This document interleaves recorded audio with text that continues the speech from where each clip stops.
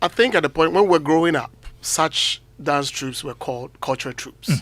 And so most of the time people will erroneously use the term they are performing cultural dances.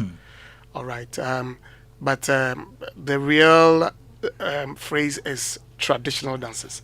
Traditional dances. Performing traditional dances. Great. There's nothing like cultural dances. Oh, wow. Good to know. And so we've been asking,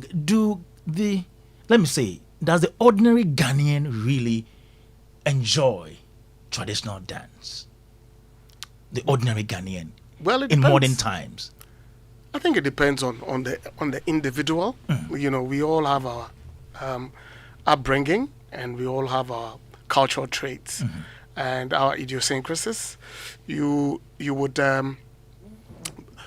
come to think that if someone was brought up culturally, you know, meaning that within the home, the parents appreciated traditional dance performances and African traditions, then that person would carry that, you know, particular trait along as the person grows. If that family did not, actually, you know, there are some families who, you know, are more interested in the plush and upmarket kind of living. They want to speak English at home. They want to dress and behave like the Queen of England and wear suits and ties and all that. And they are bringing. They don't actually want to bring up their children to be African or Ghanaian oriented, so that those persons will not actually appreciate traditional dance. But the ordinary Ghanaians, I've seen several occasions where we have performed traditional dances for that occasion, and people really, really enjoyed it. And there are some too that you would see, I wouldn't like to mention names, but some top political, you know, gurus in the country had made comments like, you know, they are talking about serious business. Why do they bring traditional dance performers to come and then perform? They say that. Yeah. You know, so it is neither here nor there. You know, it depends on the individual, and that person was an Nkrumahist, so to speak, and I was shocked. How long ago was this? Maybe the last 10 years, 9-10 years.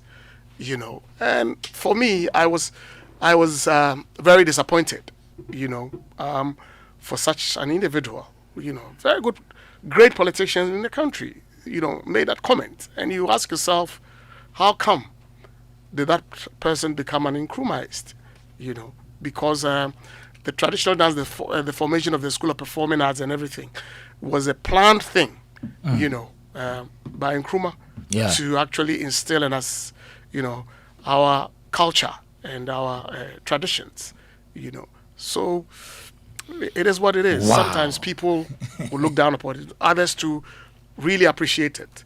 And it's not surprising that some ladies who are getting engaged would ask for performances, traditional dance performances, when they are walking in. They want them to be led, you know, with traditional dances and there stuff. There are some that who ask for that. They request for that. They request for that. Yes. That's and awesome. They are ready to pay for that to be done for them on their special day, you know. And that for me is very encouraging. Wow. You know. We will get to the business side of it later. But let me ask you, I know we have dances like the Agbaja, Bobobo, Apatampa, Balungo, Takai, and all those dances. About how many traditional dances do we have in Ghana? About how many? Wow. If I should put you on the spot. Actually, I cannot tell. But we have a lot. There are several of them. In fact, there were some that I didn't know about until I saw Niate's book. Okay. Niate published a book, African Contemporary Dance or something like that. I think in 2016 or 2014 or so. 2014, I think so. Yes. And in that book, he actually drew the Ghanaian map, and then we demarcated it in the various regions. At that time, the regions were like 10. Yeah. Demarcated that, and then placed all the traditional dances within the map. Various regions. I was surprised. Some dances that he mentioned, I have never seen people perform them. So I will be telling a big lie if I say I know the number of traditional dances in Ghana. There are several of them, and some are even on the verge of extinction that we've not researched into. Really? Yes. And these are dances we've not really putting the spotlight on. Exactly. They are not popular dances. They are not. But the use of the term popular is it has a theoretical base. Okay. So, of course, traditional dances are popular dances, but they are not popular dances, based when you look at it through scholarship. Okay. Popular dances are the azontos, the hip hops. Okay. These are current trends. Yeah. But it does not mean that the traditional dances are not popular. They are the original, what we call the original popular dances. Yeah. But they have now been categorized as traditional dances or ethnic dances, or let me use the derogatory word tribal dances, which is no longer used. We prefer ethnic dances or traditional dances. Yeah. So how have these indigenous Ghanaian dances influenced modern dance types? Oh, they have. You know that human beings are people who are able to imbibe movements. They look at it and then they assimilate the movement. And so when you hear Adowa rhythm play, you may not have learned Adowa, but because you've seen it over and over, the movement is more or less like in the body, it's embodied. And you begin to execute movements within that context of Adowa performance. Yeah. So everybody in creating a dance, like the creation of Azonto, when you begin to unpack the Azonto dance movement, you realize that it has a lot of Palogo movement and Gome movements right in there. You understand? And it also depends on the creation of dances. Also depend on our quotidian movement that we do, everyday movements and signs and symbols that we use within the society. We add them to these dances that we already have in ourselves, in our body. Okay. And then so when we create a dance like Azonto dance and its other derivatives like the Akaida dances and all those dances, they are based on traditional dance movements that are already embodied in our bodies. And based on that, we just transmute this movement into new forms, which we now call new trends or popular dances. Interesting. Can these traditional dances be also popular as these modern day dances, as the Azontos, the Al-Qaedas, those that have the international appeal? Can we have them on that scale at this point in time, or are they on that scale as well? Okay, so what has happened over time is that the traditional dances have been pushed into becoming exotic. All right, so they are looked at as exotic dance movements that we have. So when you travel outside to go and perform, like say Adowa or Palogo and all that, the whites or the Western world, they look at it as these being very exotic. That's why you get them inviting like the Ghana Dance Ensemble or the National Dance Company to come to the US to come and perform, because they think that these dances are exotic. Wow. Now, what social media has done is to democratize communication in such a way that people are able to be in their rooms and send dances across the world. And so that has made what we call the new trends much more popular. Okay, but when you go where we learn the traditional dances are normally in primary school, and then once we get to secondary school, people begin to shy away from it. And I think that is because of the damage caused by colonialism. Okay, it has actually severed us from looking at our traditional dances as dances that are heritages that we must protect with all our might and with all our individual selves. But we look at them as if they are for the unschooled persons, people who have not been to school, people who are not educated persons.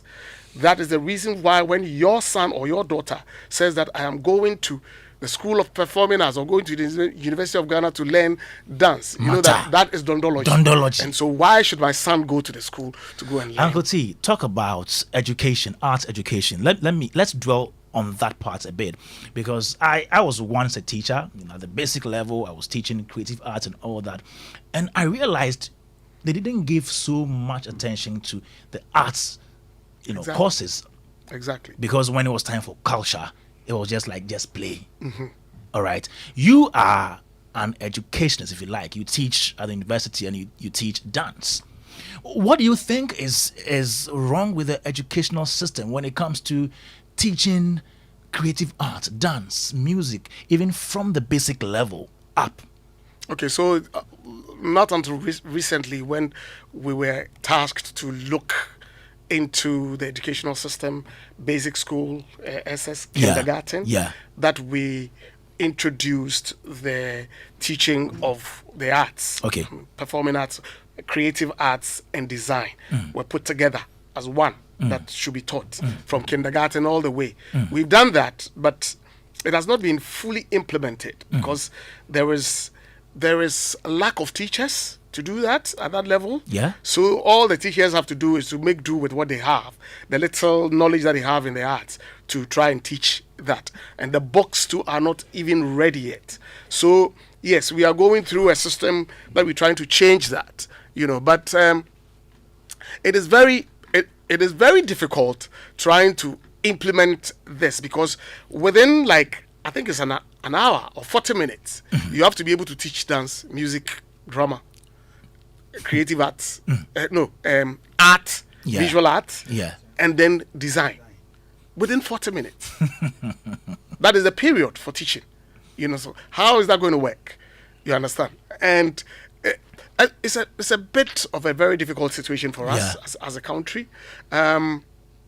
But I think we have been doing what we have been doing at the School of Performing Arts since 1962, 63, thereabout. But the issue is that our psyche has been damaged by the colonial masters.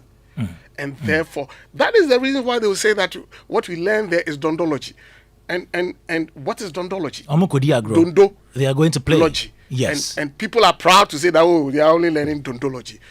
And you are happy you are saying that because you think that if you do anything other than performing arts, you'll be doing the white man's subject, so to speak. So that one has to do with dondo and your culture. Is it not also the case that some people think when you study that course, you may not readily get jobs after school? Some people think, okay, after doing that, what are you going to do after school? So there is that notion. Why study a course like that? Don't you think about that too? I have, yes. Let me tell you something. About 12 years ago, I used to teach traditional dance with my senior colleague, Odi Kwesowa. In our class, the students were 192, 96, thereabout. And the international students, that's students who were coming from America, were more than the Ghanaian students. Really? Do you get that? 190 plus students. The international students who came from US were more than the Ghanaian students at level 200. That tells you something. Now, if these students were paying $5,000 each for a semester, for one semester, if each student was paying $5,000 each, that will come to almost $500,000 for students who came to the School of Performing Arts at that time. And this was calculated by the then, what do you call him? Registrar at the time. I think one Mr. Budu, who said that. He actually calculated that and told us that. It means that they place more value on our culture and our traditional dances than we ourselves as a people. Okay? And therefore, when you learn these dances and you go outside, more premium is placed on it. So you'd make a lot more money teaching these dances outside the country. Meanwhile, the Ghanaian is very proud and very happy for his or her daughter to go and learn ballet in Ghana. And you ask yourself, what is that daughter or child going to use ballet for in Ghana? What is that child going to use it for? But it is the damage that has been caused by colonialism. You understand? When I say that, people think that, oh, this is maybe some kind of I'm trying to, think widely. But that is not the issue. The issue is that our psyche has been damaged, and it is about time that we sit and look closely at ourselves and begin to work things together so that what I'm talking about will never happen in China, because the dragon dance is like it's a classic. Yeah. That you have to go to school to go and learn. When you go to Japan, it's same. Their culture is their culture. Their tradition is their tradition. They have all the development. They have all the AI, whatever technology. They have everything to the maximum. But their culture is their culture. Here in Ghana, it is not like that, because we have been damaged so much. If you can speak very good English, you are. So I meet people in the streets and they say, and I said, and so it's not a compliment. You understand? If you speak English and you speak big English, that is our bane today. Because when politicians sit down and they speak fat English language to everybody, the ordinary person in the street does not understand what they are talking about, but they are doing they are holding placards and giving them the full support, even though they do not understand what they are saying. And for us, anybody who speaks English, who is close to the West, is... Talk about somebody travel to the US and enters here right now and says, "Oh, I just came down from the US." Everybody, hey, man. You understand? And that is the damage that I'm talking about. Our damaged psyche, and it is so deep. You have no clue what I'm talking about. It is so deep because I sometimes do behave like that. You understand? I sometimes do behave like that, and you do. He does, because that damage is seated, so deeply seated in us, that when we are doing negative things to ourselves, we do not realize what we are doing. Joy 99.7 FM in the studio here with Terry Bright Ofosu, and he is a lecturer at the University of Ghana, the Department of Dance Studies. Yeah, and he's here with us today. We're talking about traditional dances today. That is the focus. Let me quickly go to Uncle Ken. He is the host of Ken Music Mix here on Joy 99.7 FM, and quickly take his thoughts on everything that Uncle T has said so far before I come to Dominic and then Robert Clark, who is here with us today as well. So Uncle Ken, yes, so, so you concede I've been here all the time? Oh yes, you've been here since. Okay, good. You've been here since. You are always here in time. Yeah, because I know. I wanted to break in. Yes. Just to eulogize this gentleman. Yes, Uncle T. That's my boss. That's your boss? Yeah. Everybody's boss. He's everybody's boss. That's my boss. I don't know what to say about Sir Robert. Me, I call him Sir Robert. Oh. When I met him, that was his name. Yeah, that's right. Sir Robert. Yeah. Remember a couple of weeks ago? 2 weeks ago? When I get to work, yeah, when I get to work, was here. I was telling you guys about a variety show we shot. Yes. You mentioned it. Yeah. Yes. And I mentioned the dancers that we had on the show. And it was Sir Robert who brought Slim Basta, Nana Yaoredu, Elliot. And you remember the lady, Mercy? Yes, Mercy Gardner. Mercy Gardner, yes. And all these people for us to do a shoot at Bam Tavern. Yes. Towards that. And I've followed him in silence ever since, And there was a time Nana contacted me and wanted to get to speak with him a couple of years ago when he came. Yeah, when he came. So I found out his number from Philip and I gave it to Nana, And he's gone through the ranks and made me, I feel so proud of this gentleman. Thank you, boss. Right up and followed his craft to the level he wanted to get to. He's brilliant. He's brilliant. I'm so happy to see him today. And after all what he has said and the questions you posed to him, what do you want me to say? All right. All right. And then before I even come to Robert Clark, let me go to Dominic Ando, who is a PRO for Ghana Dance Association. Dominic, sir. So you are the PRO for Ghana Dance Association. For how long has this group been in place? Oh, almost about 20 to 30 years. The group has been in Hey! place. Yeah. 20, Yeah. 30 years. Yes. What do you do? Well, our main core is to gather all the dancers in the regions, and then also bring them together, and then do performances In the various regions. Yes, in the various regions. You have chapters in all the regions. Yes, we have chapters in all the regions. Wow. And how vibrant are these chapters and the entire association? Well, we have a little each in some of the regions, like the UT, the new region that have been created. Okay. But then if you cut across Western region, Eastern region, Central, Greater Accra, and then Eastern region, we have these dancers around, in which we have been communicating with them in terms of our work that we do. Wow. And this association, is it made up of only traditional dancers or all dancers in general? Yeah, first and foremost, let me greet my boss. He was my lecturer. Hey, Yeah, he was my lecturer. My last time I went to school, I did a theater management, and he was the one who tuteled me through. So he's my lecturer, pa. So I'm Terry. I mean, I'm not only making this, but my father here is also giving you that credential. So thank you for being there for us. he's a great man. Yes, They are he making my is. head big. Your hair should be big. It should be bigger than this. It's a fact. It's a fact. Because wherever I am now, it was through some of his tutelage that I've gotten there. 4 years now that I went to the Ghana Dance Association and I took up the PR, PRO, yeah. with Nana Dadzie, president. Nana Dadzie, like your name. And then we have Emmanuel Ampofo, the vice president, and I'm the PRO.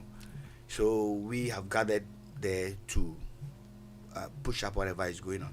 Now, when I went there, I found out that the dance association is surely mostly within the Greater Accra. So I pushed my president to make sure that we get some ensembles out of Accra, and then we will communicate with them, and that's actually being done at the moment.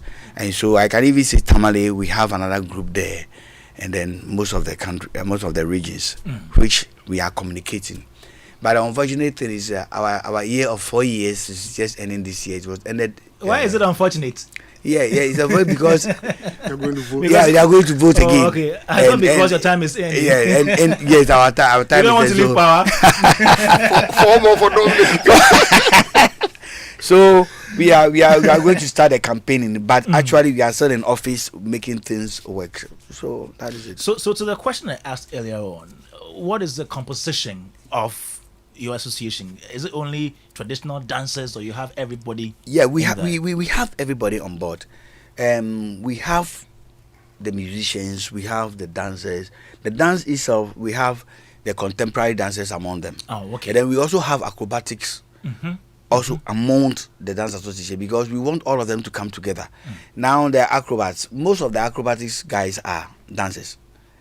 Okay. Yeah, we can't get the acrobat. You see, most of them are really, really traditional dancers, performing all the traditional dances as we know, and they have turned into acrobats because of one or two things that are coming. But most of them travel outside the country, and what is happening is the acrobats is more than our dancers, so they turn themselves into acrobatic and then perform it. But actually, we have all these bodies in the group. You mentioned musicians as well. Yeah. I know you come as a collective. You have those who sing, those who play the drums, and the dancers. That's it. Yeah, that is it. So they're all parts of the association. Of the association. And you call all of them dancers? Yeah, we call all them. That's the core, which we have given to the name, the Ghana Dance Association. And so all of them are core, and they are all there to help. I mean, lift up the image of the group. Because if you have a dance group, He needs musicians who could sing very well, right? So they are there. Okay, you personally, which group do you belong to? Which I have my own personal group. That is the you have your band, your that group. Is Jomo Dance Theatre. Jomo Dance Theatre. Yeah, the Jomo Dance Theatre. And okay. By mention of theatre, it means you also do dance drama. Yes, we do dance drama, and then we do thematic. When you bring a theme like a drama, and you bring the theme, work on the theme, and then give it out. I have worked with the Pepsi Cola. I've worked with Coca-Cola. Wow. I've worked with those doing the Pepsodents. How they call them? Unilever. Most of the time I've worked with Unilever. All their products that they normally come out with, we create dance drama around it and then sell it out to them. No, there is this perception that the traditional dancers don't really earn much. Yes. Is it true? But with all that you're saying, it appears you guys really you have a lot of money. Yeah, that's got both negative and positive. But I'm saying negative and positive because it is quite good that as at now we are trying to create something we call TVET in the education system. Yeah. Most of these traditional dances, most of them have not gotten to the level that we have. Right? I was born in Jamestown. Okay. A hub where traditional dances goes around. And so I am there. I have gone out right to the university level. Right. Now, most of them don't have the educational background strong. And so therefore, you could see that work as when you go. The group that I have, I'm not able to maintain them much because we only performed when they call us, and then when we performed, whatever we get is whatever we give out. Okay. But then professionally, I'm a teacher. Oh wow! And so I'm a teacher, and then also I am. Which level? I'm an educationist now. I'm an education at Ablekuma West. Oh, okay. So you are the people that organize the cultural festivals. Yes. I see. So at Ablekuma West, I am the cultural coordinator for Ablekuma West. Okay. And so, because being a teacher, let's take it, I earn salary somewhere, but then I also belong to the cultural group, whereby I bring all of them together. When we have the programs, we go out, play, and then I pay them out. But we don't have much. Actually, we don't have much of this money coming into the system whereby we can sustain the group. The last time we met here, Uncle Robert, he's not uncle, because you are uncle, a lot of uncles are here. I'm tempted to say Uncle Robert. My brother Robert Clark mentioned some of the streams of income for dancers, and he was talking about some of them teaching people how to dance, doing activation for musicians nowadays on TikTok, and then others getting deals and all that. A lot. I don't know how different this is from you as well. What are some of the avenues through which you get your money? Yeah, we have been talking to some of these companies, and these companies actually invite us for performances. Like I've said earlier on, some of these companies invite us, we do performances, and then we end. How often do you get these deals? Because I'm not sure it comes that often. No, it doesn't come as often. It doesn't. So on a normal day, how do you sustain?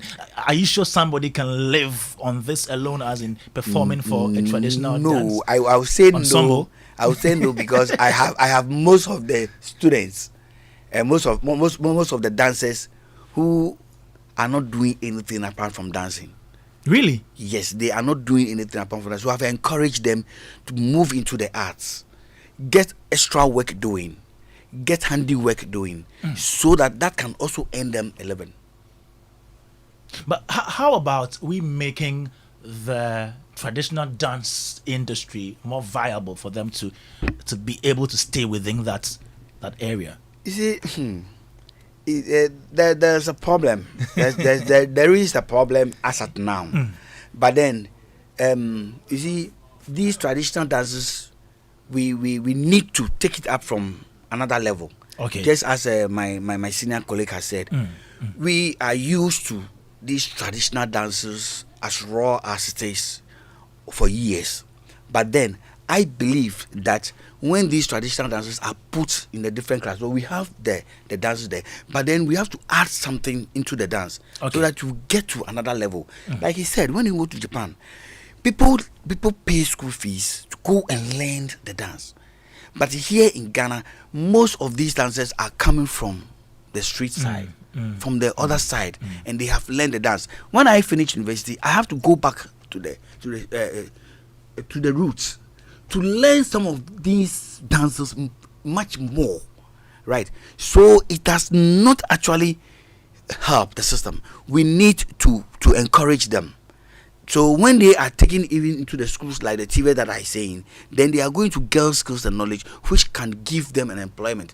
Because when they are living on the dance, in fact, it's very difficult. Only a few guys that are trying to make an impact. Okay. Without that, in fact, it's very difficult.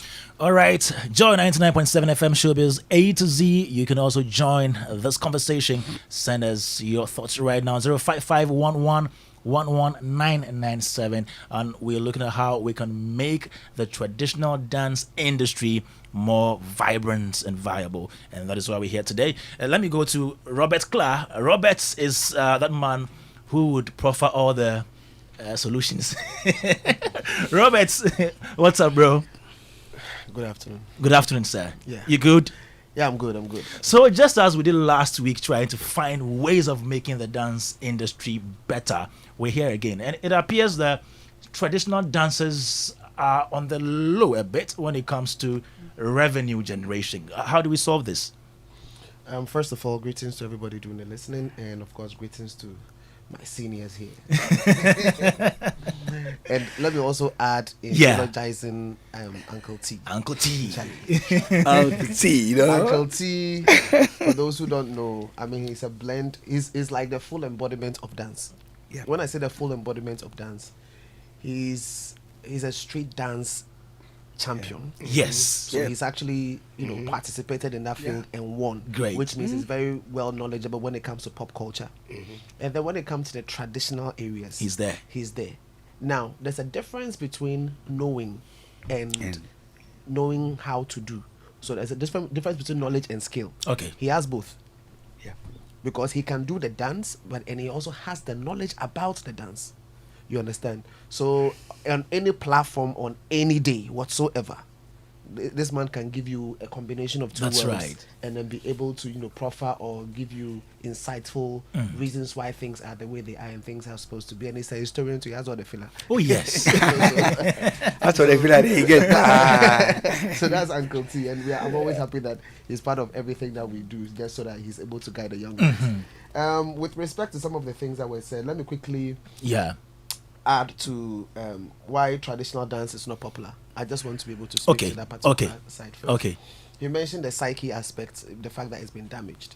I also want to highlight two key areas. So the first one about it has to do with the fact that the music component of the dance has also not traveled. You understand? Dance always works with music. Yes, and music has been captured and put on new platforms. Or the evolution of music, we can clearly see that when you talk about the kind of music people listen to right now, it doesn't include our traditional music. So because that is not traveling, then you're also having issues with the dance that goes along with it. Because imagine that when you go to a program and they are playing music, they are playing Kete, or they are playing Adowa, or they are playing Palogo. Because what calls the dance you should do is the music. So if you play the music, people will go like, oh, so where is Sani saying? Certainly you dance it. So you realize that the fact that every time you want to be able to play the music for the dance, you need to have the music team available. That is the drummers, the singers, and just so that they can bring that particular vibe out. If you're not there, you can't get the dance going. So we need to be able to ensure that the music and the dance go together. So if we can do that, if we can popularize the music as well, the dance will also go. So that's one. Okay. And then the second problem I want to add to it is the commercialization bit, which you tried to highlight, and I think that he was also just trying to explain. Again, if you take a musician, for example, who is able to do music but can't do it without the live band, you realize that it's difficult for you to even give the person a deal if you don't have money to be able to put the band available. In the same way, if you want traditional dancers to put up any performance, you need an ensemble. You need You need the person who's supposed to sing. You Yeah. need the drummer. You need the drums. You need all of them. If you don't have them, In some cases, backing vocalists. yeah, no. So they sing actually. Yeah. So if you don't have that squad, That squad. then it means that So if he goes to play a show, and the dancers he uses are, let's say, 2 or 4, and the money comes in, he's not going to share for only 4 dancers. He has to share for the people who everybody, the singers, the drummers, everybody is supposed to get money. So if it's getting 2,000, the 2,000 is being shared amongst all of these folks. You understand? So it's expensive, so to say. But if we had a way, if we had the music already available and the DJ could play it, you just carry your 4 people or 2 people and you go and do a performance and you go. But don't you do such performances? Let me ask Dominic. We can discuss its possibility and viability, just so that it makes work easier. Have you thought of that? Maybe having songs recorded, you go with just the song and then the dances. You see, the people didn't feel. It's different. It's different. It's different. You could hear the thing and the guys have the lady or whatever it does. But when you have all the performances, just as you said, all the performances, the ensemble, the drummers and everything there, you actually more feel organic. it. Yes, It's like You miming first. Yes. Live yeah. Yes. So you actually feel it. I don't know if I can add something. Yeah, you can, please. You see, the traditional dance performance is a total performance. Okay. So it's you don't only look at the dancers, you look at the musicians as well, and they are part and parcel of the whole performance. So it is a composite thing. So once you separate the dancers from the musicians, then there is a problem. Of course, what he's saying is very true. That pop dance, Dance God Lloyd can pick his music that he's played. He had musicians who played for him in the studio. Yeah. But they are not there when he's going performing viral. them, yeah. Yes. It would be very difficult to do that for a traditional dance. I think that is the more reason why Faisal Hewani did those recordings, the traditional dance recordings, Bambaya, Palogo, and all that. But those ones included the guitars and all that. Once you do that, you are leaving the realm of traditional dance music performance into pop, which is high life based kind of thing. High life is not considered as traditional dance. No. You understand? It is pop. It's the beginning of pop for us as Ghanaians. So anytime you play high life music and all that, note that it is not traditional, it is pop. Traditional dance is the indigenous instruments that we use without any Western additions. Without any Western inclusions. Yeah. You see, so and that is what makes it complex, because traditional dance is what? It's a dance that has been handed over from generations. So from one generation to the other, that is a traditional dance. Yes. Now come to think of it, high life started in 1920s. Yeah. So it falls within the traditional dance because it has been handed over from generation. That's high life. Yeah. Okay. It started with Usibi Saba and all those. Yeah. Okay. And it has been transferred from generation to generation, but it is still pop. Why? Because of the foreign complements, the foreign instruments there. Because it started with the orchestra and all that. So we have guitars and all. These are not indigenous instruments. Yeah. So it still remains a pop. So does it mean that, from what you have just said, that the Pan logos and the Adoas and things were there before High Life? Yes. They were there before. I was coming to it. I was coming to explain something. Pan logo started in the 1950s. Okay. Pan logo and Bobobo. Okay. They started in the 1950s. Okay. So they were fashioned out in the vein of typical traditional music. But what we're trying to do at that time was to add some of the Western instruments. And movements. So Palogo was based on the twist, but those are movements, okay? But the instrument that we added to Palogo was the trumpet. Sometimes, Kolomashi people, the trumpet, okay? Beautiful trumpet. Bobobo too was doing same, yeah. Okay? But you realize that the Western accompaniments that we added to Palogo and Bobobo were infinitesimal. Trumpet. Without them, you could still have. Okay, so Palogo, even though was created and Bobobo were created in the popular circles, Okay. they transcended the popular and then they became traditional dance because all the instruments were indigenous. The dance movement created from our quotidian movement, and then we added twist and rock and roll Which to were it. popular, to give, which yes, were popular dance Yes. moves back then. Okay. we added that to it. But you realize that over time, they quickly engrafted them into the traditional circles. So it's very difficult to tell people that Palogo is a popular dance. No. It is a traditional dance. If you ask anybody, Bobo, it's a High traditional life, high life emerged before Exactly. Palongo Exactly. and Bobo. Yeah. You see the argument. So High Life emerged like 30, 40 years before Palogo Right. came into being. Right. But you realize that Palogo is now referred to as Traditional. traditional. And High Life is still a High pop. life. So okay. it's the That- nature and the because- features, not High the life was derived from the foreigners The who were, fusion.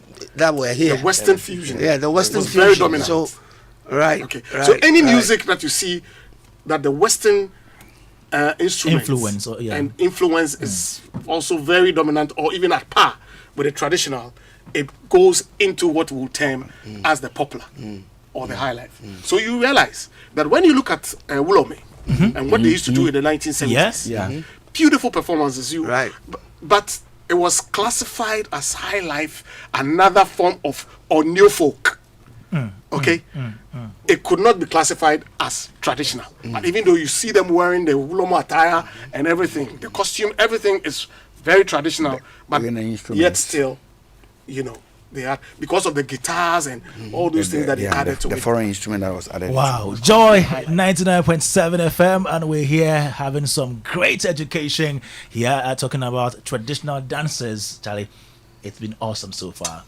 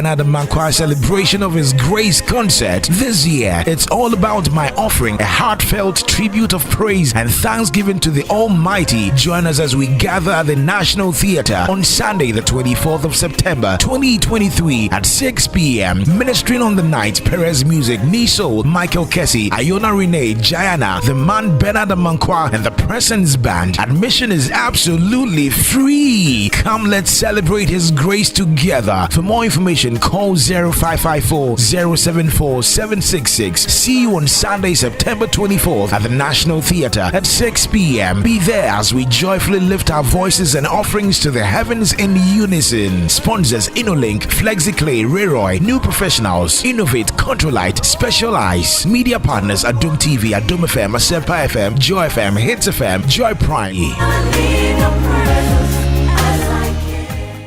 Hi, now let me share my wildlife experience with you at Safari Valley Eco Park. On our arrival, we were greeted by experienced tour guides who took us through an orientation on how best to enjoy the experience. We were surrounded by wildlife from the moment we entered the Eco Park. We saw zebras, sable antelopes, crown cranes, maras, silky chicken, emus, wallabies, deer, ponies, and so many animals. We watched the animals roam freely in their natural habitat, undisturbed by our presence. Our tour guide told us so much about the wildlife, their behavior, and how to interact with them. I even fed them. We also went fishing. Then we took a break to have lunch in the beauty of the open space. All of this fun and activities for a starting price of 250 cedis, and it's free for children below 6 years. As the sun began to set, it was time to go back home, but not before our sunset dinner by the campfire. We've had a thrill of a lifetime, and I can't wait to visit again. Safari Valley Eco Park, bringing you closer to nature.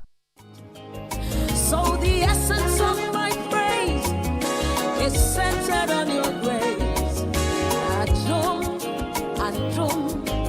My name is Diana Hamilton, VGMA Artist of the Year 2021 and brand ambassador of Awake Purified Drinking Water. I am super excited to partner with Ghana's first charity-driven water to give back to our communities. Awake is a brand that makes a difference. We impact the world around us. That is why for every bottle of Awake water you buy, an amount is donated to the National Cardiothoracic Center. Yes, every time you quench your thirst with a refreshing bottle of Awake, you're helping contribute to save lives. So keep drinking Awake Purified Drinking Water and let's continue making a difference. Awake Water, one for life, supporting the National Cardiothoracic Center. This advert is FDA approved.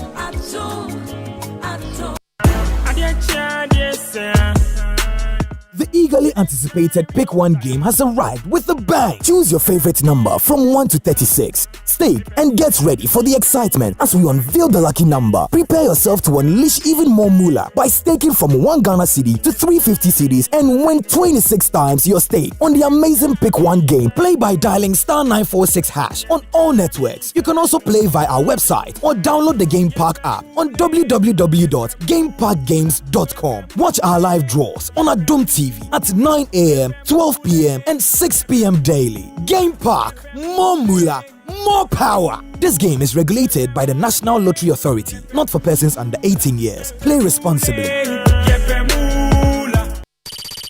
Oktoberfest is here again. Ghana's premier 5-star hotel and your CMG hospitality facility of the year. Labadi Beach Hotel brings you another exciting edition of the biggest beer festival in the world, Oktoberfest 2023. Performing live is the Bayern Boys Band from Germany. Catch all the fun with German traditional food and beer at the plush Labadi Beach Hotel on the 6th and 7th of October 2023. For enquiries and reservations, please call 0302-772-501 or 0249-532-866. Oktoberfest Beer Festival. Come, let's party! Stay at the YMCA. It's fun to stay at the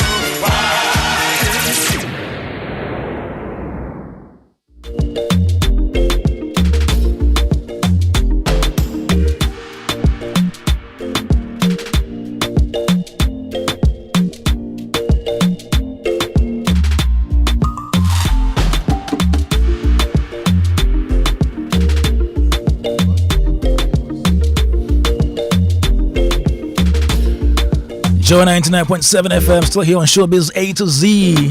And today we're talking about traditional dance industry, how to make it more vibrant and viable. And in studio here we have Uncle Ken, we have Dominic Ando, who is PRO for Ghana Dance Association. Robert Clark is the founder of Ghana Dance Awards and Festival. And then we have Terry Wright Ofosu, who is a lecturer at the University of Ghana, Department of Dance Studies. Chief Moment is here. Yes, my brother. I have not called you. All right, so Ghana DJ Awards is back again. And this time around, this is how to enter. If you're a DJ out there and you want to be nominated, the Ghana DJ Awards is now open. So it's your chance to be part of the biggest celebration of development of the music industry. So just join us to celebrate, reward, empower radio, mobile and club DJs. Just go to entry.ghanadjawards.org and then you can check out all the categories for the 11th annual Guinness Ghana DJ Awards. You can just follow the process to nominate your favorite today. The website is entry.ghanadjawards.org.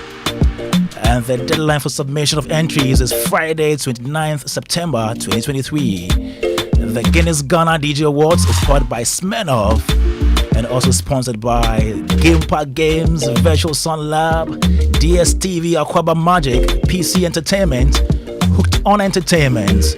And the media partners are Joy 99.7 FM, Hit 103.9 FM, Joy Prime TV, WhatsApp TV, GhanaMusic.com, and Showbiz TV. Guinness Ghana DJ Awards, moved by music. And of course, Showbiz A to Z is sponsored by MTN everywhere you go. MTN is asking, have you ever wondered how to subscribe to a particular MTN service and how to view, add or cancel your mobile subscription all from one place? Just dial star 175# to access and manage all your subscriptions everywhere you go.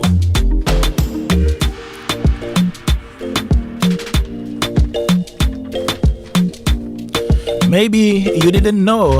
Let me tell you that you are brave, you are confident, you are determined, and you deserve this.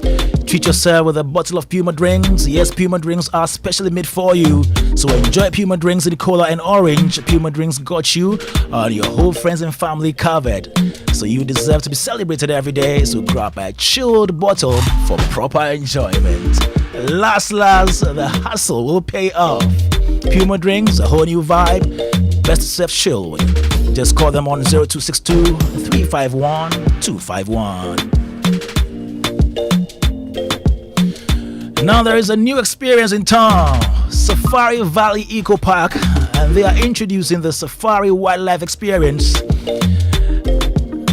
This is how they're doing this. They are creating an environment that fosters the harmonious cohabitation of forests, water, humans, and wildlife such as zebra, sable antelope, llama, wallaby, fallow deer, Pentagonian mara, and many others. And this is where everyone can come and experience these majestic creatures at a starting price of 250 Ghana cedis and free for children up to 6 years. You heard it.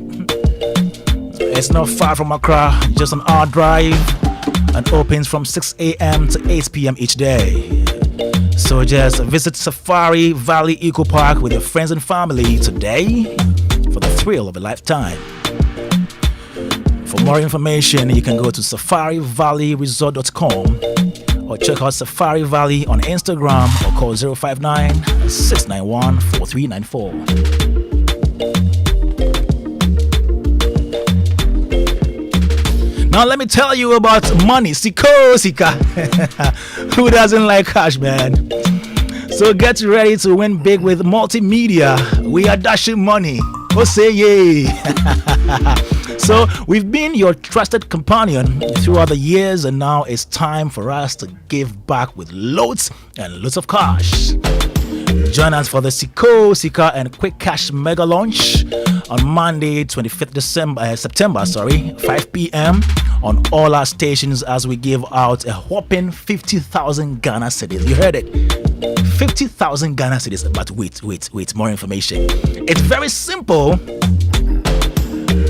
Very simple. Just dial *281# and select your favorite station and play now. And you could win a piece of the incredible 50,000 Ghana cedis. A ticket costs 5 Ghana cedis only. Keep watching and listening to Joy 99.7 FM, Hit 103.9 FM, Love 99.5 FM, Joy Prime, Adom TV, Adom 106.3 FM, Asempa 94.7 FM, Ishra 104.5 FM. And remember, the more you play, the higher your chances of winning. So watch out for the mega launch on 25th September at 5 p.m. on all our channels. Just dial *281#. *281#. I said ash earlier on, forgive me. I'm not from Robert's hometown. And select your favorite station and play now. This promotion is in partnership with Radio Entertainment Limited and licensed and regulated by the NLA Caritas Lottery Platform. Sika Kennedy. It's quick cash, win the dough. Joy 99.7 FM still here talking about the dance industry, traditional dance ensembles. How are they faring? How are they surviving? Are they getting money as the dance gods are getting, or the endurance grants?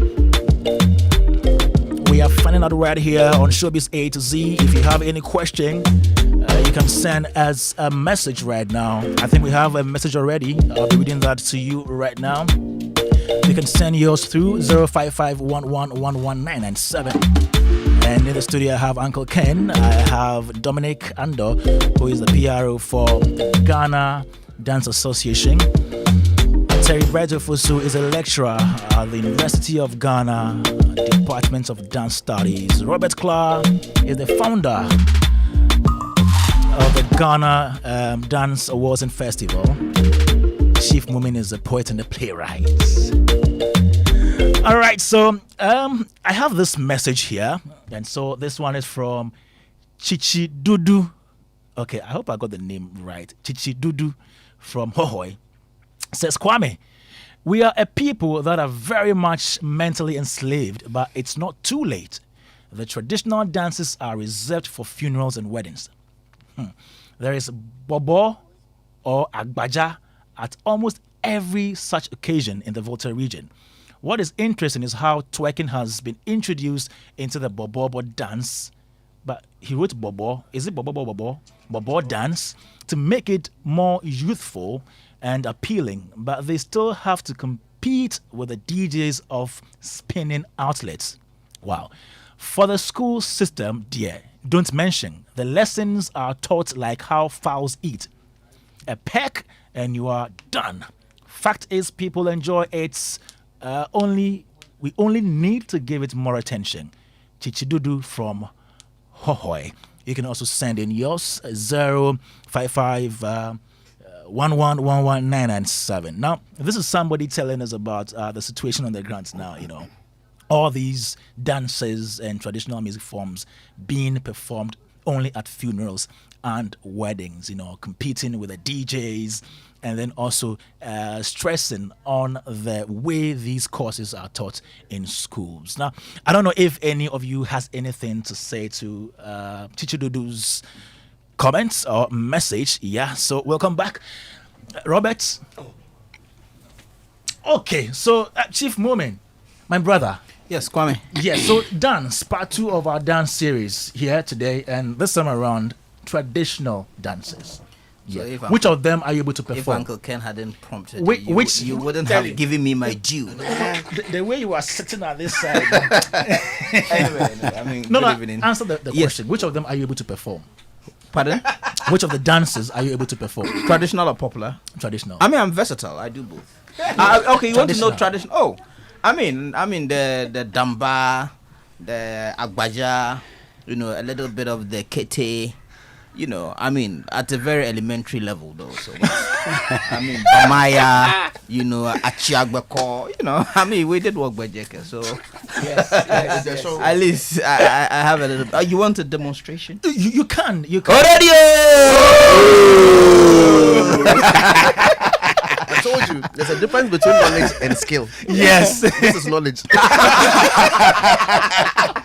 Hey, Robert, you helped me again today. The last time it was welcome to baby. All right, guys. You know, I mean, if I may actually segue. Yeah. Because Uncle Ken also, Uncle T. I mean, let me start by. There are many uncles here joining today, the chorus of, I mean, praises and appreciations to Uncle T. Who, if I would use a drama, drama term, is a thespian. Is there an equivalent in dance, or one can still say a thespian? Dancepian. I mean, I've also had the privilege of working with Uncle T, and I can attest to his remarkable ethic, his quality, his friendliness, and all of that. And so we salute Uncle T. And you know, in our space, we have something called Agbana. So Agbana is in another. It's like Galamsey, you know. So side jobs. So even though he's a lecturer, there's what we call side jobs. So you get to choreograph performances for stuff like that. And Uncle Ken, yes, Uncle T. I mean, there's so many uncles. Uncle T is the king of Agbana in Ghana in terms of side jobs. Galamsey. No one does Galamsey better than him. I hear you are the lead. Oh no, these days has gone down. Because Chief, isn't it because he's so talented? Oh, of course. Oh yes, he's been in the space for so long. But you are too. He Yes. deserves his flowers. Chief is one. Yeah, we know what you can do. Who is the Dagbana? Yeah, you. Yeah, GRA is coming for all of us.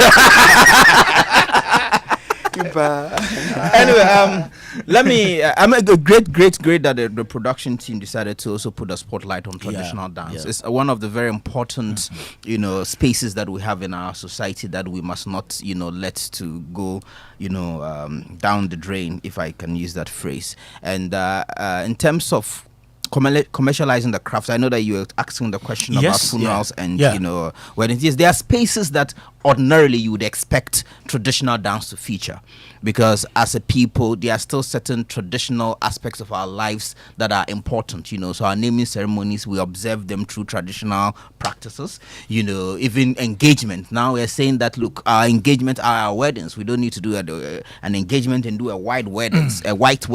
Those are areas that demand those traditional dance practices, as well as funerals, funerals and festivals. So there are spaces that you would necessarily expect traditional dances, because those are traditional spaces where we observe certain rites and rituals.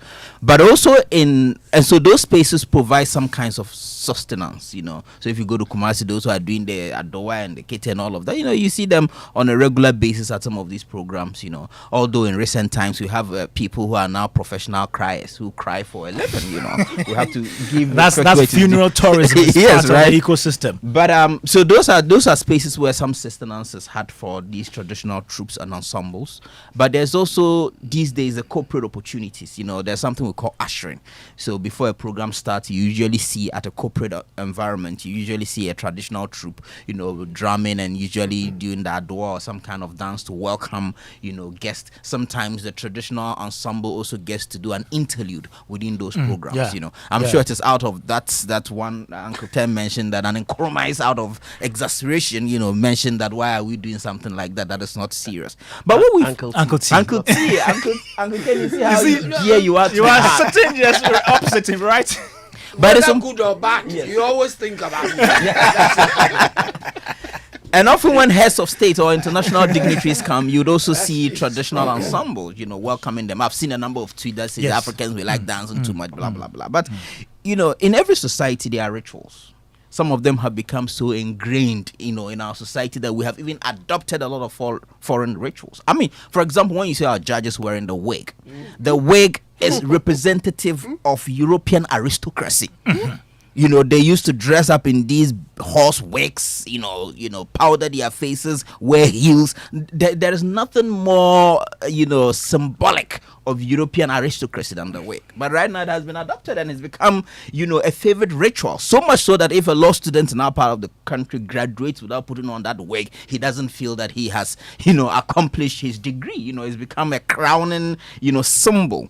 So my point is that rituals are very important to everything that we do, to religion, to cultural rights and all of that. And we have, even when you look at Parliament, and Parliament has adopted rituals, from other parts of the world. So if people don't see anything wrong with these kinds of rituals that we have adopted, they've become almost, a part and parcel of us, then it is a bit upsetting that the things that are really traditional to us, people don't recognize them. So it is important the way we position these things, the way we position these rituals. I've always said that, for example, like the wigs that we wear, we can replace it with something, something like what? It can be like a horn.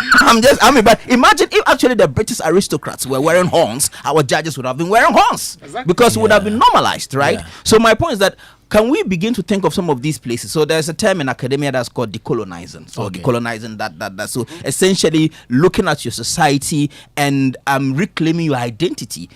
I say this also understanding that the world is now more and more fused than ever. So there's definitely going to be cross-cultural influences. But in becoming influenced by others, how do you ensure that you don't completely lose who you are as a person? Because society is always evolving. So can we begin to look at some of the things that we have adapted over the years? And I keep using this wig thing as an example because it's very visual that we can see. So how do we think of things like, okay, we don't want to completely let go of that, but what can we do? How can we indigenize it? What else can we do to crown ourselves? So those are things that cultural leaders in our society would always have to think through as we decolonize our spaces by and by. Another way, so that's on that. In terms of the commercial, so we've talked about the spaces that are available. So these are like the organic spaces. But as some of our guests have also said, what else can we do to add value to what we're doing? How do we elevate our craft in such a way that it provides an economic value that can provide sustenance for a lot of people? Some of these dancers like this, there's just they are living from hand to mouth. So you go and dance, you get 100, 150 here, 200 CDs here, 300 there, and it's not even guaranteed, right? So they live from hand to mouth. What can we do to create more sustainable spaces for some of these things, And I can give an example of what I do, because that's exactly what I've actually been focused on for the past years. The idea that let us elevate our art forms to a point where it is desired and coveted and it is prestigious. How do we do that elevation? By just creating wonderful spectacles, by looking for investment and creating productions that people can actually pay to come and watch, that infuses our local traditional dances and musics, in all ways, because that is authentic. In a point, especially in our society where now Africa is becoming cool. And the argument I have been saying is that, okay, if Africa is becoming cool, how are we investing in that cool factor to derive economic gains? Or are we going to sit down and wait for others to come and do that? Because I know that actually there are some foreigners who come, they put together traditional troupes and they take them on tour, in Europe, all the time. It's been happening, But how then do we elevate it into a bigger space? Like Chief, you go and see, yes. I like what you're saying. Yes, I'm okay. Kwame, excuse me. Okay. You see, from what you've just said, those experiences by our own people should be exalted and made so much noise of by citizens of the country where they originate from. If the citizens of the country where what you're talking about originate from do not make so much noise about them, how do they get out there? That's the problem. I know exactly what you're talking about. Your productions are something else. Chief's productions are something else. And they manifest what he's talking about. Right. But we in this country, how do we sort of put those manifestations, those performances out to the world? So I'll give you a few practical examples and I'll conclude for you to come. So we don't even need a vast, you just need a critical mass of people to invest in creating cultural products. Those cultural products, can derive economic value here when they are staged for people to come and pay and watch, because a lot of people will still be fascinated when they see what they see every day in a different light. So you are used to seeing the traditional dances at the funerals, at the festivals, but suddenly if it's put together within a setting of storytelling with the theater, the lights, you elevate the product. It's like watching a European grand orchestra. People are doing ballet all the time, right? But people wear their suit and tie and pay hundreds of dollars to go and watch some grand opera at some big theater. So it's all about positioning. How do you position these cultural products in such a way that they are respectable, but also they are coveted? It's something that people want to pay to come and see. So it all comes down to the initiatives that we take locally, both from an investment point of view, because they require investment. I just say you have to spend on it, right? So we need producers, or we need investors who recognize this opportunity. I have always been confident that if one really packages our traditional ensemble into a grand storytelling, it will sell tremendously out of Africa, out of Ghana and out of Africa, which is what I have been focusing on doing, because we've already seen the evidence. When Uncle Key says that, look, hundreds of students have come to Legon in fact thousands over the years to come and learn traditional dance, and the economic value that alone gives to the university. But the School of Performance, it's one of the least centers that university pays attention to in terms of investments, and we have some of the most terrible facilities. If you see the facilities that these foreign students pay thousands of dollars to come and training, to come and dancing, you would weep. I actually think that the University of Ghana could have become one of the biggest centers of us, Nkrumah envisage, of African traditional knowledge systems, including our dance practices and our music. We could be attracting thousands. Literally, the University of Ghana could be making millions, tens of millions of dollars, just attracting people. Ghana should be the epicenter. We can leverage the reputation of Ghana to be the epicenter of African cultural knowledge, dance practices, and all of that. If the university, or if the governance system would think of investing a lot in that respect, that's a low-hanging fruit. So it all comes down to even our own attitude. Do we see value in these things, or we've become so used to it that unless it is so? What we are holding now is like gold that is covered in rock and everything. We need to polish it so that the beauty will come out and the value will truly come out. Thank you so much, Chief Moomin. Before I come to Robert, you just package your, just compare the points. Let me go to Dominic and then come back to you. Dominic, yes. Yeah, you see what he's saying, he's talking about, if you look at Imoja. Yes, Africa Imoja. If you look at it from South Africa, you could see that they have packaged it in a way that it has so many stories, dance, everything packaged. Like you said, then we can put this into the theater for people to come and watch. So I agree with what Chief is saying. I do agree. Okay, Robert. I agree with what Chief is saying, but my challenge is always on how many people are actually going to benefit from this. He talked about rites of passage and how traditional dances are connected to them. Yeah. And I'm asking myself, how many dancers will be featured? So traditional dances. I beg, how many people do you have in your group? Yeah, Dominic. Like what? The number of people in your. Almost about 20. 20. No, not your group. I'm talking about the association. And the association in general. Okay. We have almost 15. No. Like individuals. The individuals. Total number of people. I mean the hierarchy. No. The like entire association. I know they are they are literally your thousands. numerical strength. Yeah. There are thousands of dancers. Oh, okay. we are almost about 8. There are thousands of dancers in that particular space. Okay. Thousands, several. Because even when I'm doing a dance festival, I work with about 1,000 or more. Oh, okay. So I mean, I can. There'll be more. Yeah. Because you go everywhere, traditional dances, there are different groups, and then out there. How many of these governmental programs would feature the number of people who are in this particular space? You understand? And so you ask yourself, how do we empower the people in such a way that they can earn living for themselves? Good. Whether a government is doing something or not, whether a state function is happening or not. So I'm thinking, and I think I had a conversation with Akelti a while back, not too long ago, because I was discussing with him why we don't teach the business side of dance or the business side of music in the School of Performing Arts.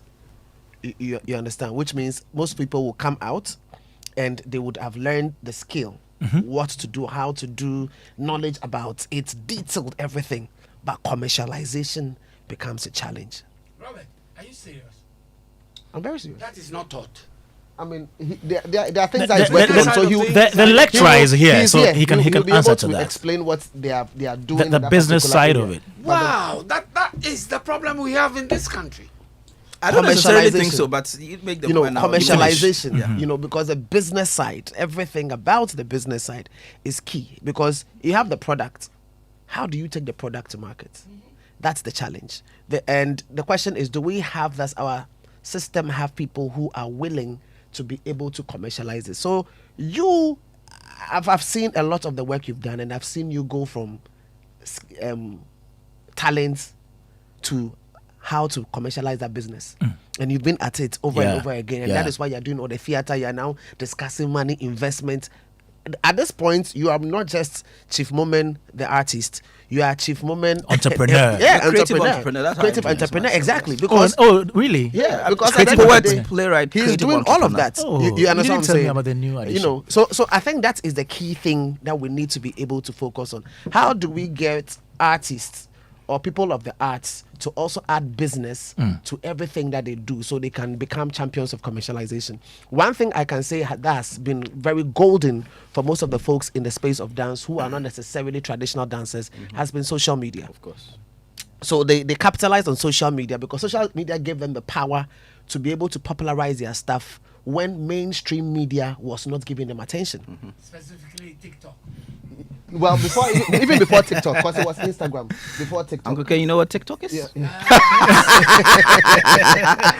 even before TikTok. Enough for me to do.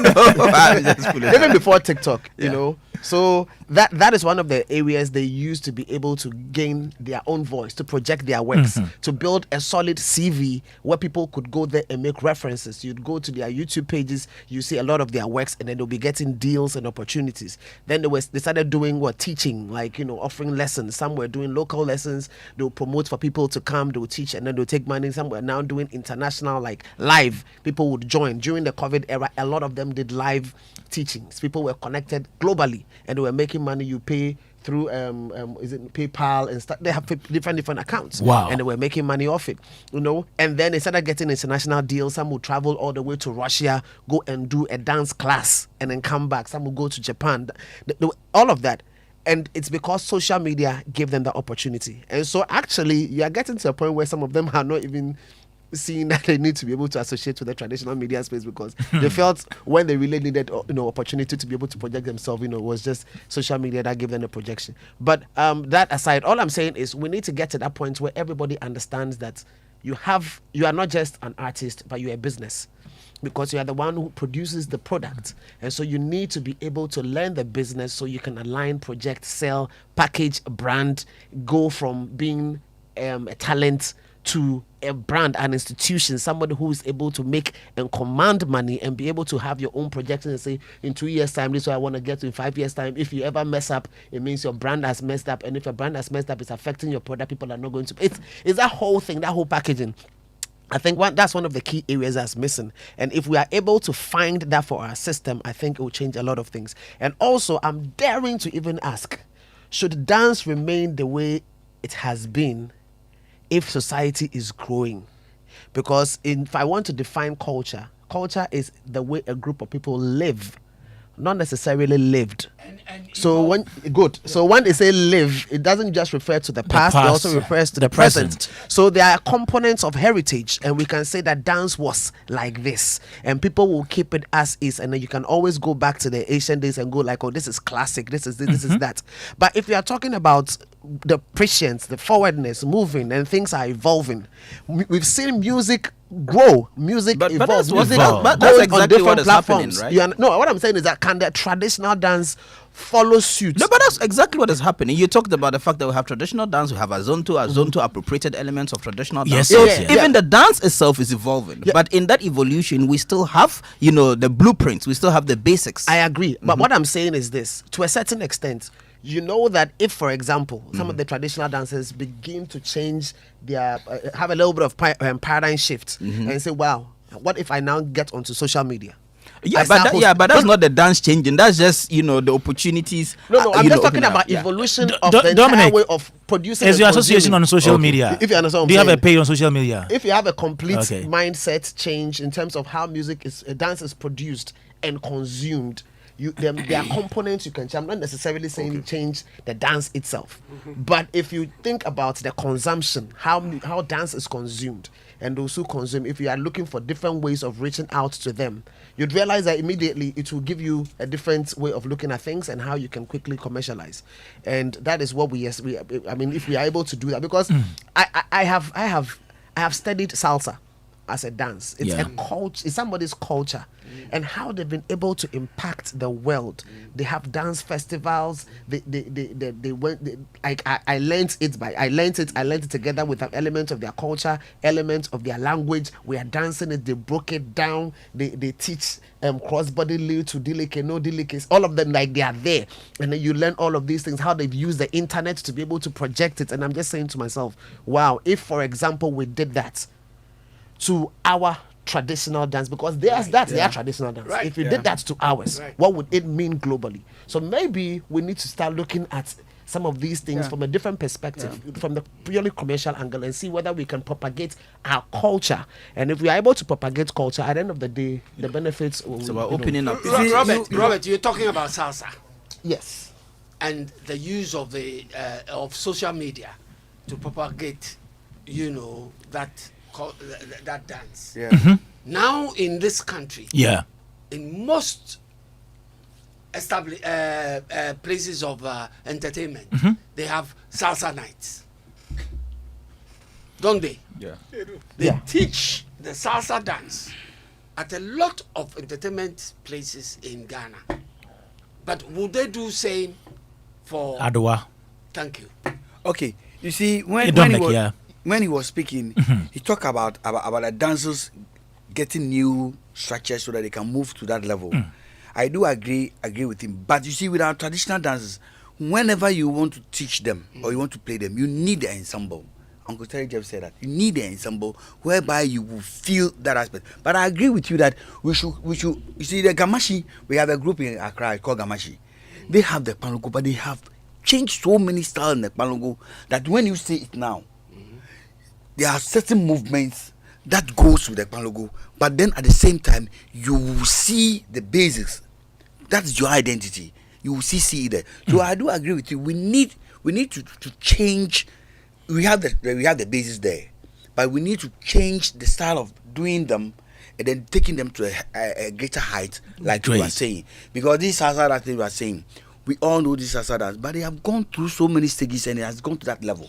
And one of them is the fact that the music itself is now being played by DJs, and that is the reason why we can teach and be able to consume it.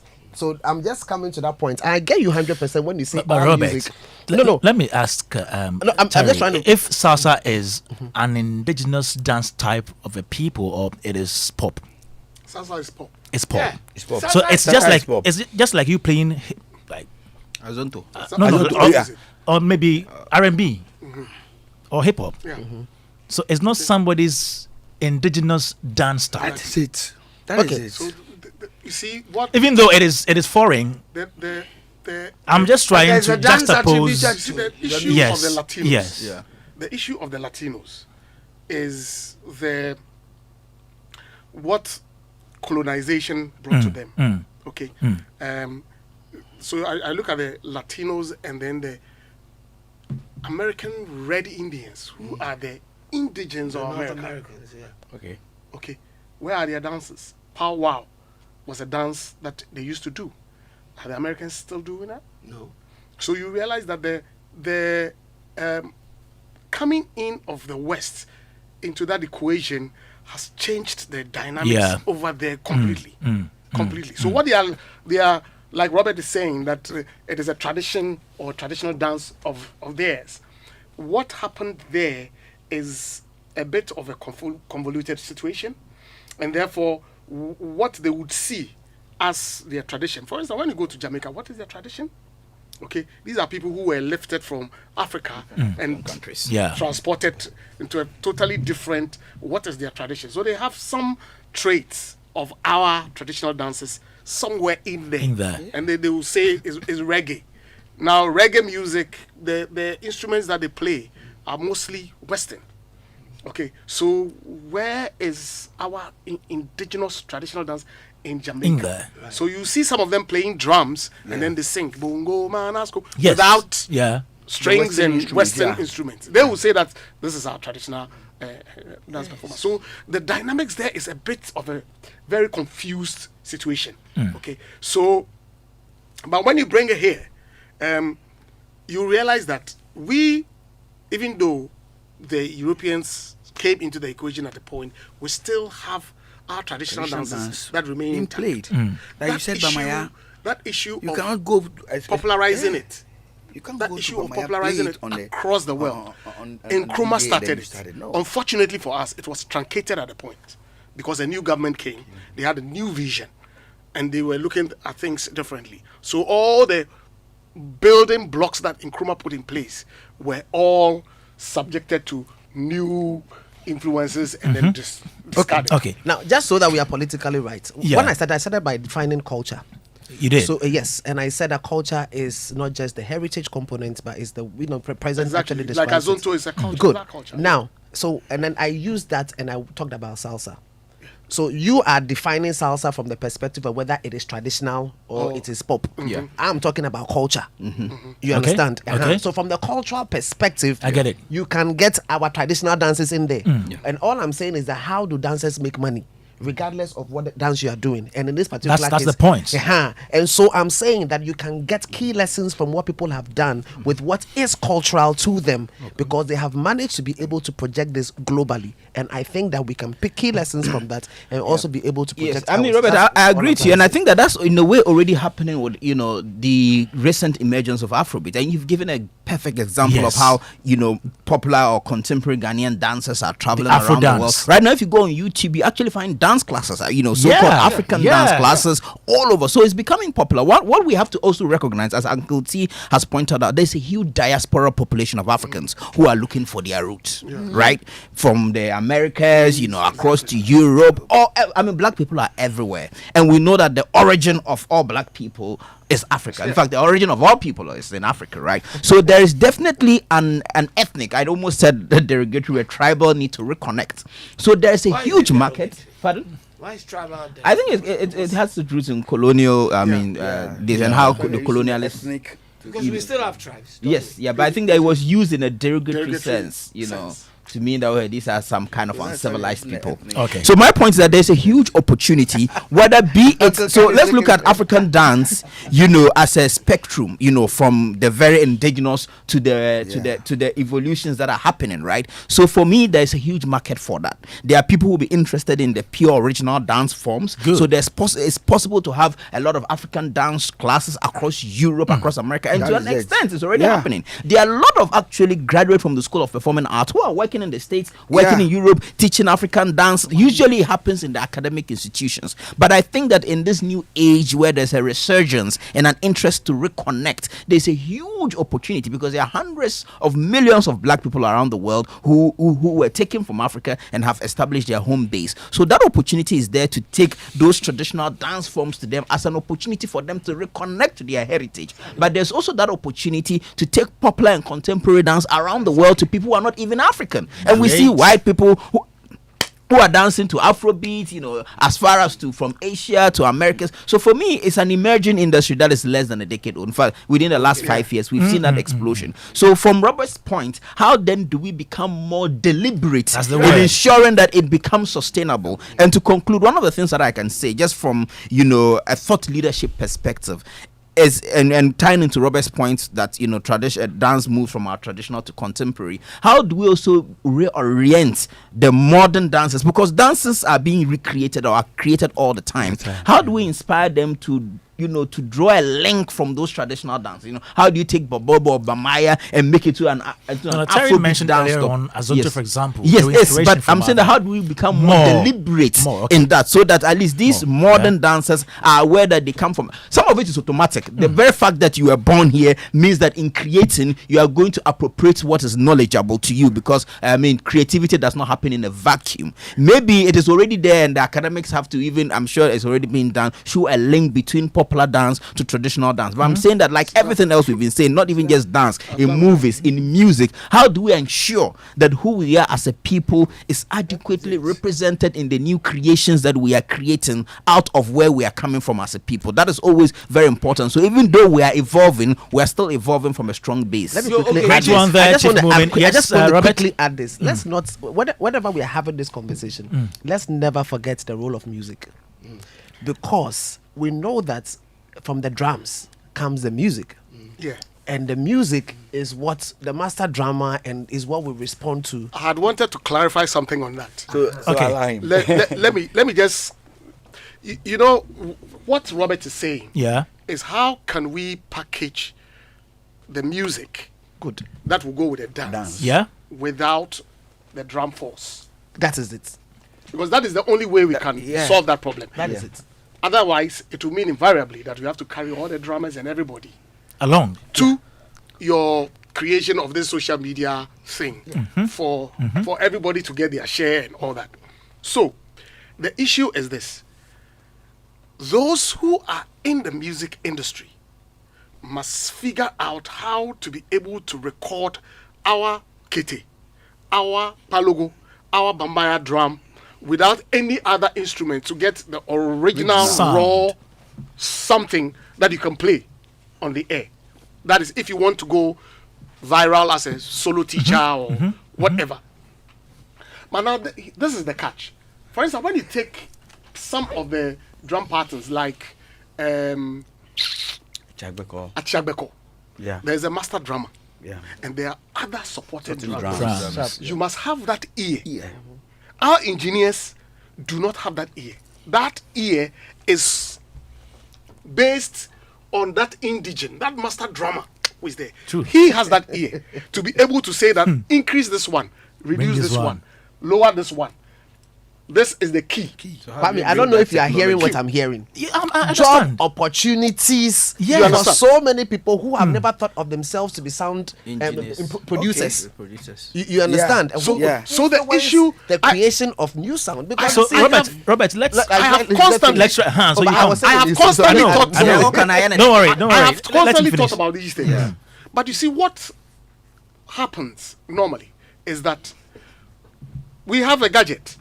Yeah, you buy a small gadget, maybe $50, $100 from the US, and then you bring, and then you come in. So you get some drummers, and they say, instead of going into a proper studio and have that indigenous drummer there by the engineer, who, when you play and they record, during the mixing, he should tell you that the tone that I'm hearing is not the tone that I'm hearing is another thing. So it's a very complex kind of thing to do, and that is where the difficulty has been all the time.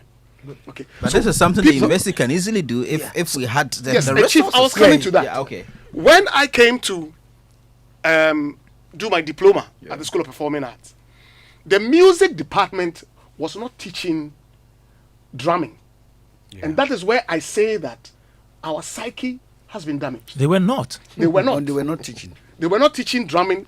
It was the dance department that was teaching drumming. Because you needed rhythm to dance to.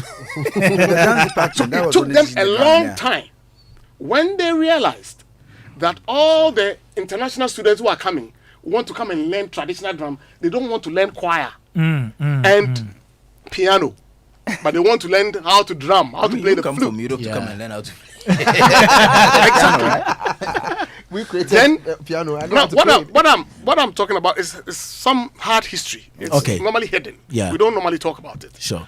When they realized that no, then they said, okay, you are dance department. Why are you teaching drumming?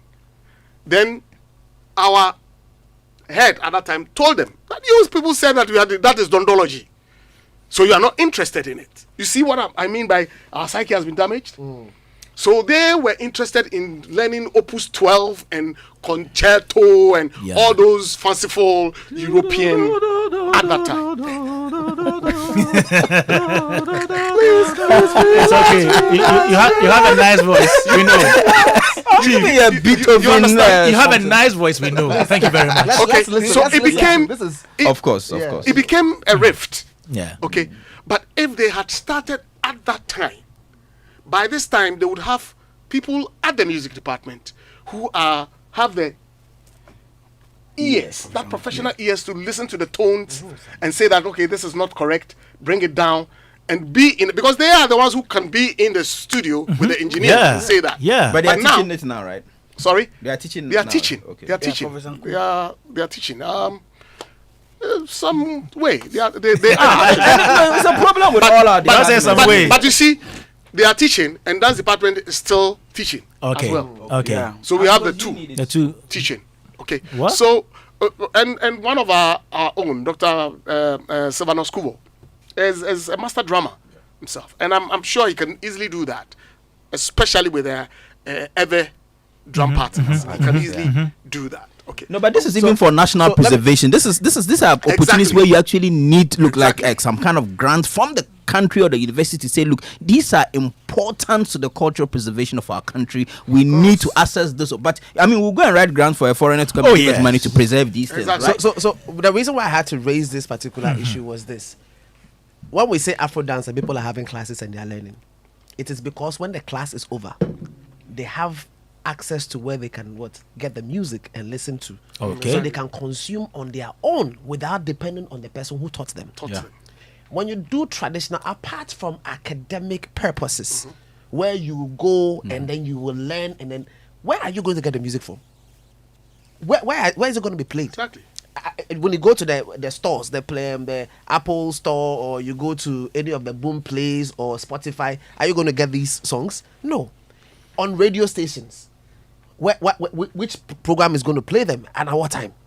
On television, when you are watching music videos, which one of them is actually playing the bobo you want to hear, or the achiagbeko that you've gone to? So but you've there are gone to musicians learn that have been playing bobo, but there are musicians that have been playing bobo. Yeah, but what I'm saying is that how popular are because of this contemporary? Where are they? Yeah. So my point is, if we can get the music to become something that's portable, accessible, and people can access it on their own terms anywhere, anytime. Exactly. So that's the marketing angle. Good. Then immediately you will have, because anytime the music is playing, the next question is, how do I express myself to this particular music? Dance. But I'm very confident that if you actually go to some foreign university, someone may have actually recorded. You know, Professor Manifest's father, what's his name?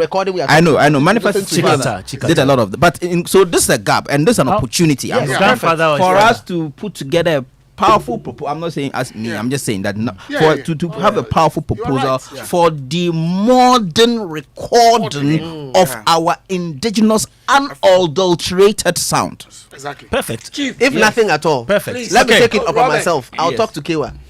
And then I'll see Uncle. No, this is even this is a national project. Oh yeah, I know, but you have to look for. Yeah, I'm just saying that. Irrespective of grants. Uncle Ken, Daddy Bosco is contributing, and you said let's have a Palongo challenge. Who? Daddy Bosco. Daddy Bosco. No. Yes. The point Chief just made. Of quality recordings. Exactly. Of our indigenous thing. That is what has sold salsa. Quality recording. Sharp. That's a good point. So that's what I'm saying. That's something we because can most learn of the recordings you have. I am telling you. Because look, salsa. The jazz people play salsa. R&B people play salsa. All other genres of music like to get involved with the some salsa. salsa rhythm. Why? Ask yourself why.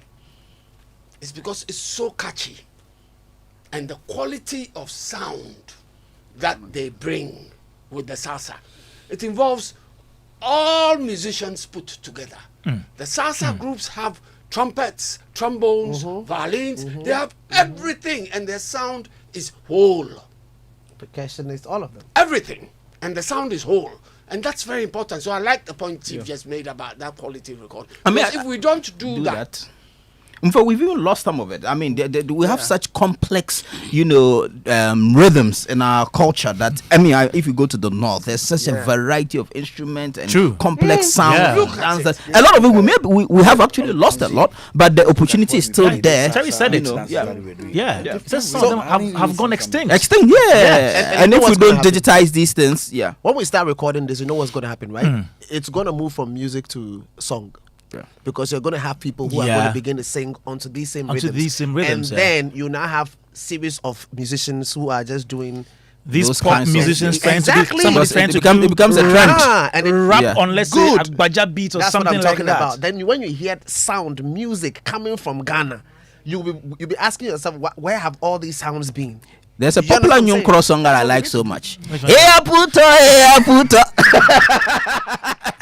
All right, that's all play for it's okay. Hey Puto. All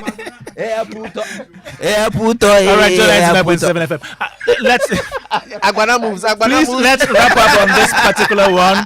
So look for that song for me. I hear you. Yes, I hear you. So now we just want to firm up our position on this one. How to, moving forward, markets our traditional dances and then sell them to everybody out there. So 1 minute each. Let me go round and let's wrap up on this one. When we come back, we talk about the demonstration, Occupy Lobby House demo and the celebrities or the creatives involvement in that. And so let me go around. Let me start with you, Dominic.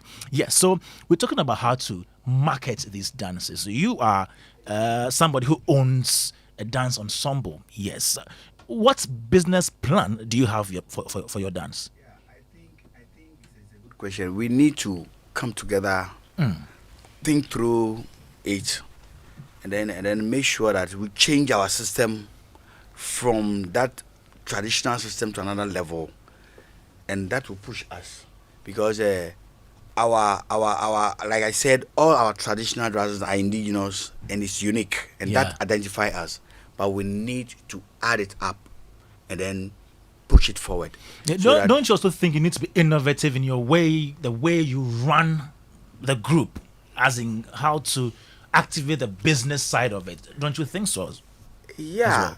Well? That aspect. How are you going about that? I'm just curious. How are you handling that, the business side? So we need to get the go into the industry, get the industry people around, talk to them more, let them see the things that we are doing, and then package it and let them understand where we are as a group. Okay, and let me go to Terry. So quickly, let's talk about moving forward, how we can wrestle this situation. Okay, so the business side. Let me correct this. We teach theater management. Of course, it's in the early stages. Now students are majoring in dance. Okay. Dance management. Dance management. So yes, at a point I even wanted to invite him to the class. There's the issue of how we can remunerate him when he comes and all that. So we are now he doesn't care. He doesn't care. He doesn't care. Don't say that. He cares. So don't say you don't care. So I haven't said anything.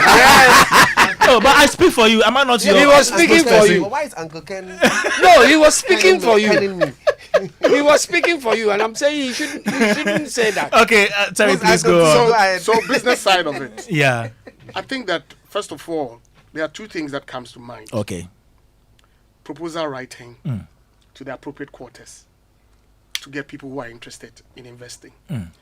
And then the creation of a culture. Okay. A culture that can shift away from total dependence on getting a team of musicians.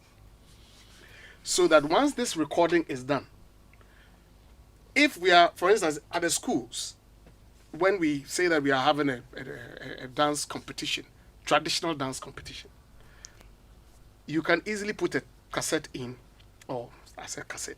Hey. A pen drive. Sorry. Don't worry. We understand. We understand. DJ will play the song. You put a pen drive. Now it's pen drive. Now you stream. Don't mind them. So you stream.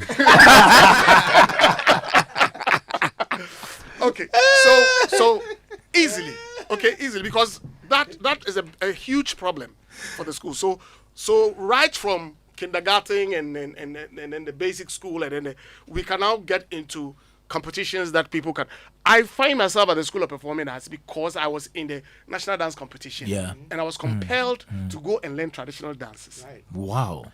And so I found my way at the School of Performing Arts, and somebody encouraged me to come to the School of Performing Arts because he thought I was a natural dancer. Then I decided, okay, let me do this, and that is where I am today.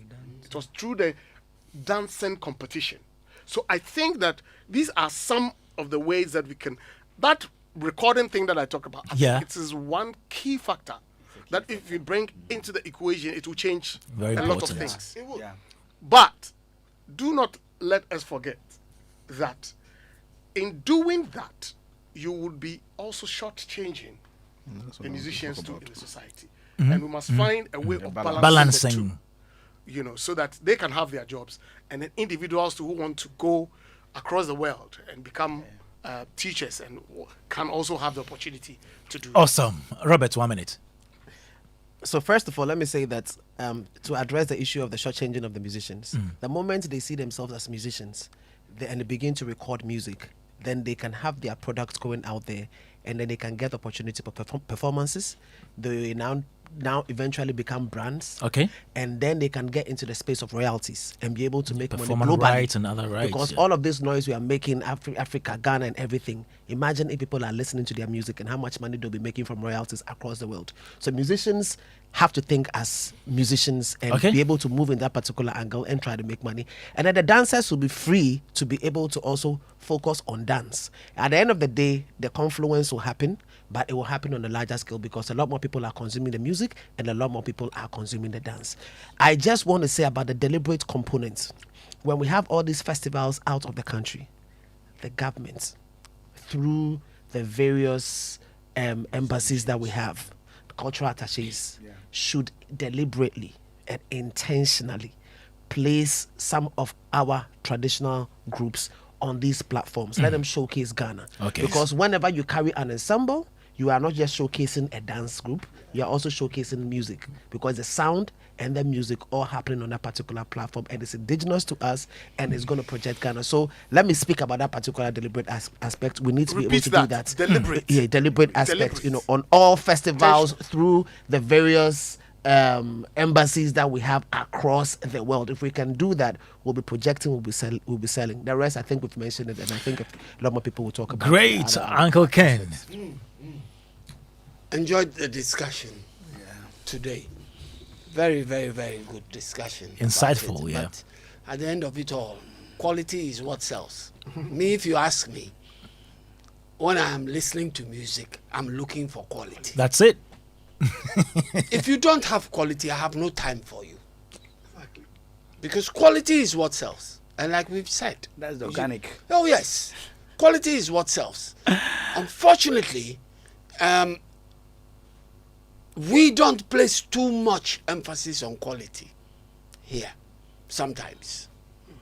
And that's what worries me. Sometimes we don't.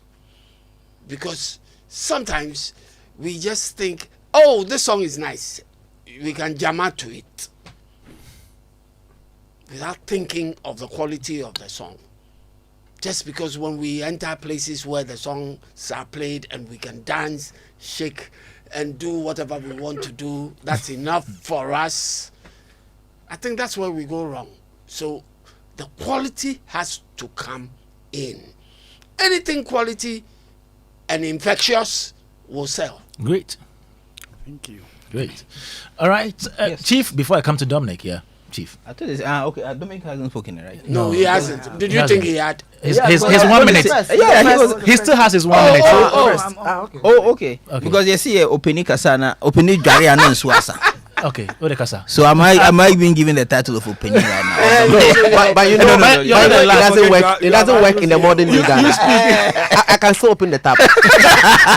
No, I think that's a great conversation. I think that we've identified a gap, the need to really digitize our traditional rhythms professionally, quality recordings, that can transcend borders. And it's about opening new spaces. And for some of us, we've dedicated our time and our craft to essentially packaging and presenting our culture in such a way that, it is something that people want to pay, premium to come and see. But also on a lighter note, our traditional dancers also go with their costumes. So we may also be able to open opportunities for the fashion industry. But we have to reinterpret some of those costumes, especially as we're hoping to reinterpret the medium of consumption of our sound, because you can be saying that everyone should wear a cloth to be able to dance at Doha or something like that, right? But you can also think of maybe even the colors and the patterns, so you can see that there's a huge value chain if we think through these cultural opportunities that we have and package them in such a way that we can sell them abroad. And I'm very excited about the prospects, and I think that one of the major things that has to happen from this conversation is to create an initiative that is solely dedicated, if for nothing at all, just for even preservation, quality recordings of our traditional rhythms. I know that something like that may have happened, but now technology has evolved, so we can actually record them well and put them out there, for preservation, but also to inspire a new generation of sound to be created, from our country, from our continent. Good. Now go there. Now let me go to Dominic. You 1 minute, sir. Are you cool? Okay, so Joy 99. So I was the opening who jarred and the show You didn't jarry. You didn't jarry. You didn't jarry. I just opened the tap. It is flowing. Okay, Joy 99.7 FM. We're still here. Showbiz A to Z. When we come back after this break, we're talking about the Occupy Jolobi House Please demo. play me my Oputo song. And then